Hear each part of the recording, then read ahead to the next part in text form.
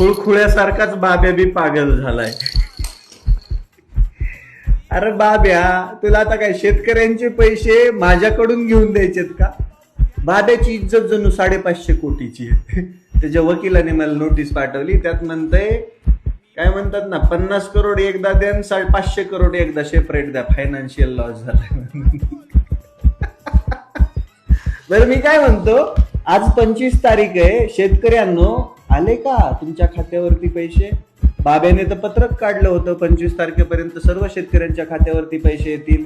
बरं, मला काय म्हणायचंय बाब्या, तुझी एवढीच इज्जत जाते तर शेतकऱ्यांचे पैसे देऊन टाक की राजा. कशाला माझ्या नादी लागत आहेस? हा, मी तर तुला शेतकऱ्यांच्या ऊसाचे बिलाचे पैसेच मागत आहे, दुसरं काहीच म्हणत नाही राजा तुला. असं नको ना रडल्यासारखं करू, उगी उगी बाळा. बरं, त्यातल्या त्यात तो 550 कोटी रुपये मागितले माझ्याकडे आणि वरनं वकिलाने 1.5 लाख मागितले. कसला असला वकील लावलाय तो? तुझं काम आहे म्हणल्यावर फी तू दे की वकिलाची. वकील मी 1.5 लाख मागताय. 550 कोटी रुपयाची नोटीस कशामुळं? बाब्याला शेतकऱ्यांच्या ऊसाचं थकीत बिल मागितलं म्हणून. बरं, हे स्वतः बाब्या मान्य करतोय बरं का, काय की शेतकऱ्यांच्या ऊसाचं बिल थकीत आहे, 25 तारखेला पैसे देतो आणि मला नोटीस पाठवता इज्जत गेली म्हणून. तुझी एवढी इज्जत आहे का रे? 550 कोटीची.